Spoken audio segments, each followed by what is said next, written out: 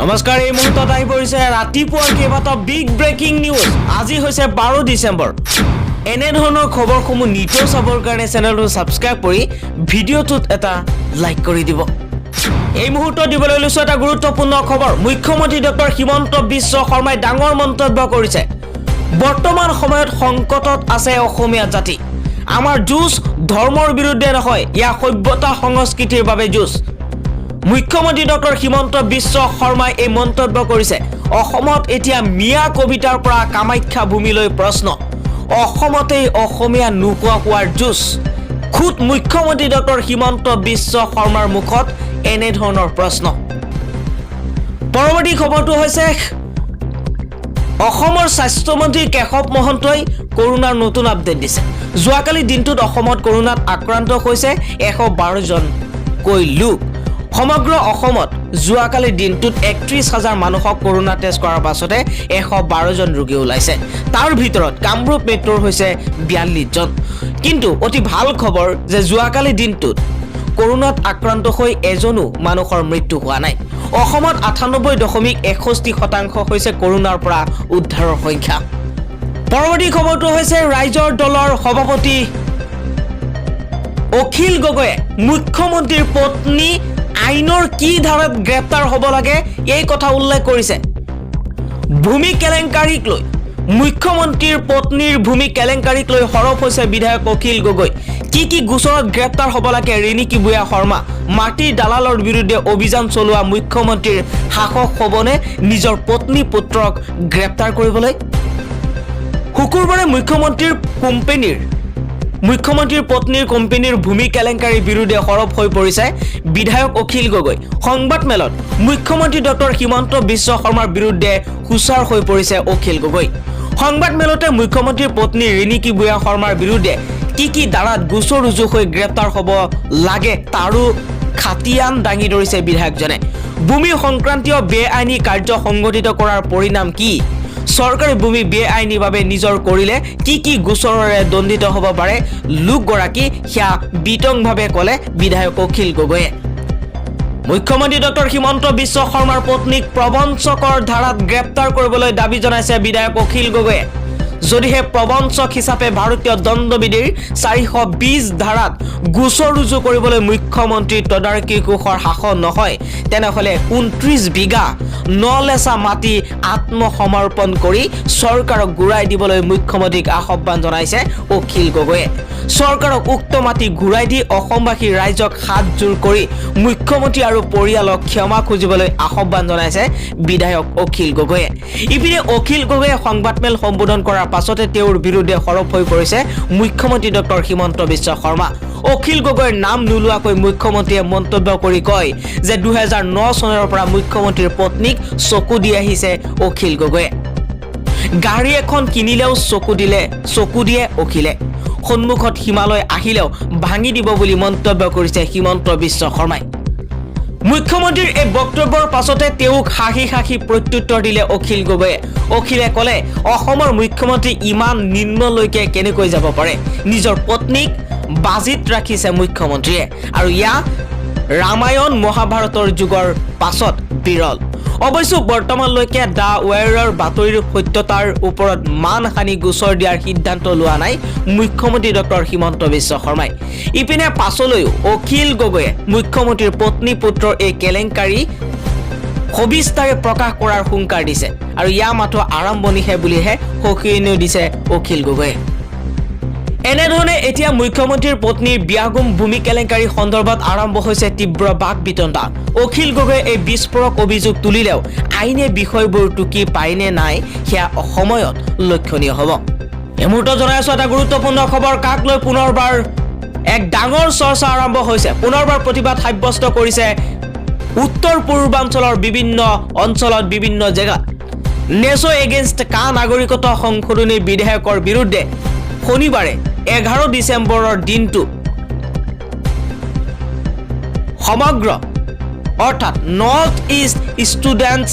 অৰ্গেনাইজেশ্যনে সমগ্ৰ উত্তৰ পূৰ্বাঞ্চল জুৰি কলা দিৱস হিচাপে অৰ্থাৎ পালন কৰিছে ভাৰত চৰকাৰে যোৱা 2019 চনৰ 11 ডিচেম্বৰত এই আইনখন গৃহীত কৰিছিল উত্তৰ পূৰ্বাঞ্চলৰ জনসাধাৰণে যে এই আইনখনৰ বিৰুদ্ধে আছে সেই বাৰ্তা ভাৰত চৰকাৰক দিবলৈ এই দিৱস পালন কৰা হৈছে নেছৰ সভাপতি সেমুৱেল জাৰৱাই শুকুৰবাৰে এই কথা জনাইছে পৰৱৰ্তী খবৰটো হৈছে মুখ্যমন্ত্ৰী ডক্টৰ হিমন্ত বিশ্ব শৰ্মাৰ পত্নীৰ লগতে পৰিয়ালৰ যি মাটিৰ কেলেংকাৰীৰ লগত নাম হাঙুৰ খাইছে এই সম্পৰ্কে বিধায়ক অখিল গগৈয়ে বহুতো কথা উল্লেখ কৰাৰ লগতে সংবাদ মেলতে এক প্ৰশ্ন উত্থাপন কৰিছে মুখ্যমন্ত্ৰী ডক্টৰ হিমন্ত বিশ্ব শৰ্মাৰ পৰিয়ালৰ অসমৰ ইতিহাসৰ সৰ্ববৃহৎ ভূমি কেলেংকাৰীৰ সন্দৰ্ভত যোৱাকালি ৰাইজৰ দলে আয়োজন কৰা সংবাদ মেলত বিতৰণ কৰা বিবৃতি প্ৰকাশ কৰিছে আৰু কৈছে যে দৈনিক অসমক বাদ দি অসমৰ কোনো সংবাদ মাধ্যমে আমাৰ বিবৃতি প্ৰকাশ নকৰিলে অসমৰ ইতিহাসৰ সৰ্ববৃহৎ ভূমি কেলেংকাৰী 29 বিঘা নলেচা চৰকাৰী ভূমি মুখ্যমন্ত্ৰীৰ পত্নী ৰিনিকি ভূঞাৰ RBS ৰিয়েলছ প্ৰাইভেট লিমিটেডলৈ হস্তান্তৰ কৰি অসমৰ ভূমি আইন ভূমি নীতি আৰু চৰকাৰী জাননীক দেশ হত্যা কৰিছে অসম ভূমি আৰু ৰাজহ অধিনিয়মৰ 9C ধাৰা ভংগ আৰু অসম ভূমি আইন 2019ৰ 1.10 ধাৰা আৰু 6 ডিচেম্বৰ 2006 চনৰ চৰকাৰী সাৰ্কুলাৰ দেশ উলংঘন অসমৰ মুখ্যমন্ত্ৰীক ভূমিহীনৰ বাবে সংৰক্ষিত এই চৰকাৰী ভূমি এৰি দিবলৈ আহ্বান জনোৱা হৈছে অসমৰ সংবাদ মাধ্যমৰ নিলিপ্ততা আৰু মৌনতা জাতিৰ বাবে ভয়ানক অখনি সংকেত বুলি মন্তব্য কৰিছে বিবৃতিত অখিল গগৈয়ে চৰকাৰী ব্যৱস্থা নললে আইনৰ সহায় লোৱাৰো মন্তব্য কৰিছে ঘোষণা কৰিছে অখিল গগৈয়ে গুৱাহাটীত 10 ডিচেম্বৰ 2021ৰ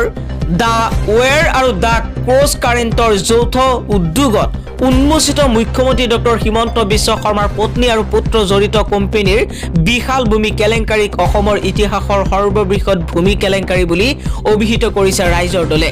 যোৱা 8 ডিচেম্বৰ তাৰিখে সংবাদ প্ৰতিষ্ঠান দুটাই প্ৰকাশ কৰা অনুসন্ধানমূলক প্ৰতিবেদন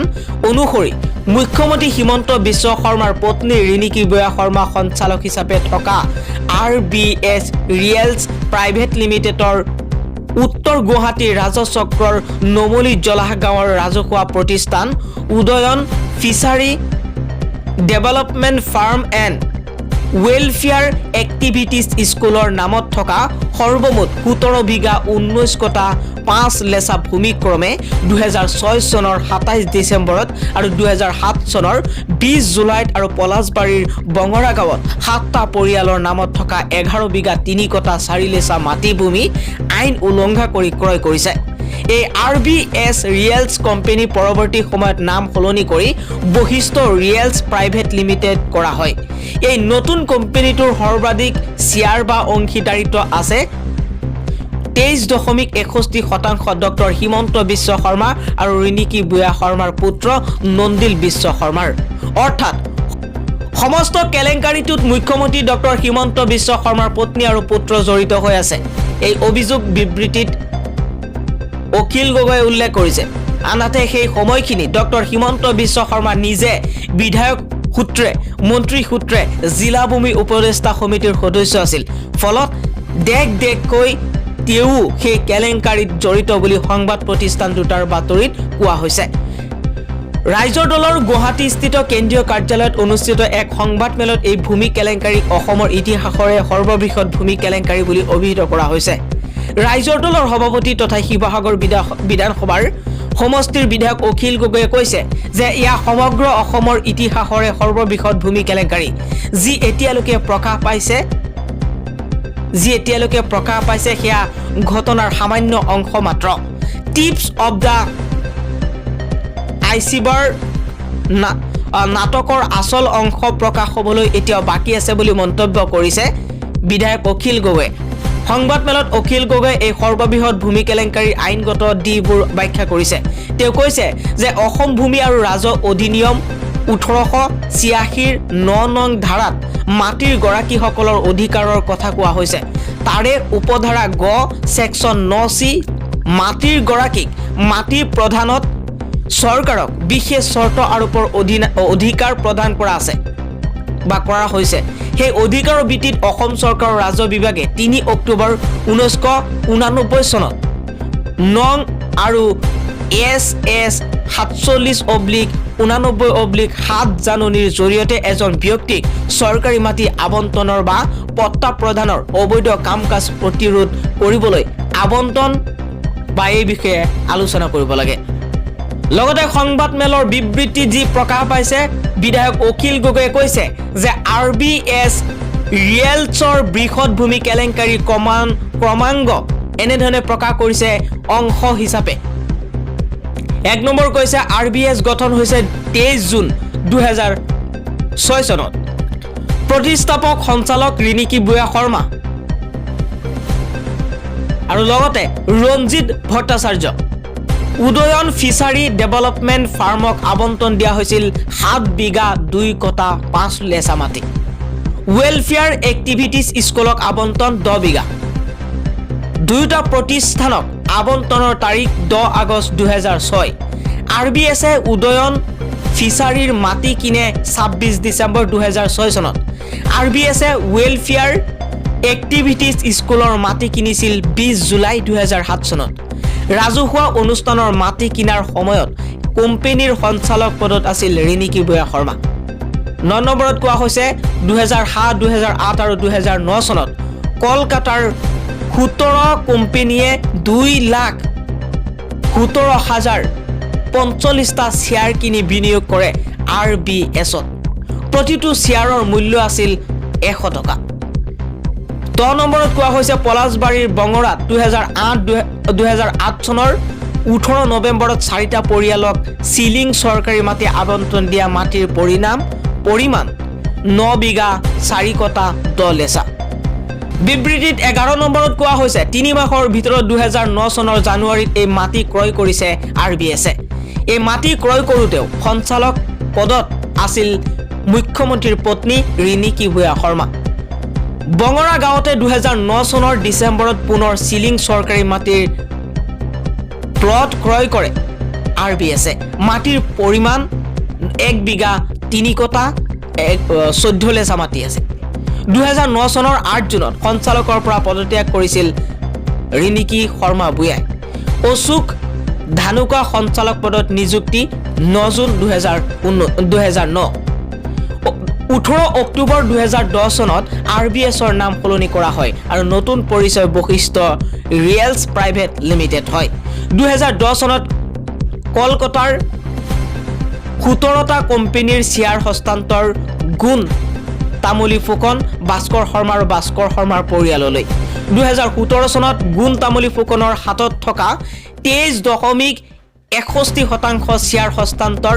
ৰিণিকী বুয়া শৰ্মাৰ মাতৃ মীনা ভূঞালৈ 2019 চনৰ 16 ছেপ্টেম্বৰত মীনা ভূঞাৰ হাতত 23.61% শ্বেয়াৰ হস্তান্তৰ নন্দিল বিশ্ব শৰ্মালৈ সেই দিনটোত নন্দিলৰ বয়স আছিল 18 বছৰ 20 দিন কলকাতাৰ কোম্পানীয়ে কৰা বিনিয়োগৰ গৰাকী হ'ল নন্দিল আৰু ইয়াই আছিল জুৱাকালি অখিল গগৈয়ে প্ৰকাশ কৰা বিবৃতিৰ বিতং খবৰৰ বিবৃতিত কি কথা প্ৰকাশ কৰিছিল সকলো তথ্য এনেধৰণে প্ৰকাশ কৰিছে মুখ্যমন্ত্ৰী ডক্টৰ হিমন্ত বিশ্ব শৰ্মাৰ পৰিয়ালৰ মাটি কেলেংকাৰীৰ কথা প্ৰসংগত এই বিবৃতিত এইখিনি কথা উল্লেখ কৰিছে বিধায়ক অখিল গগৈয়ে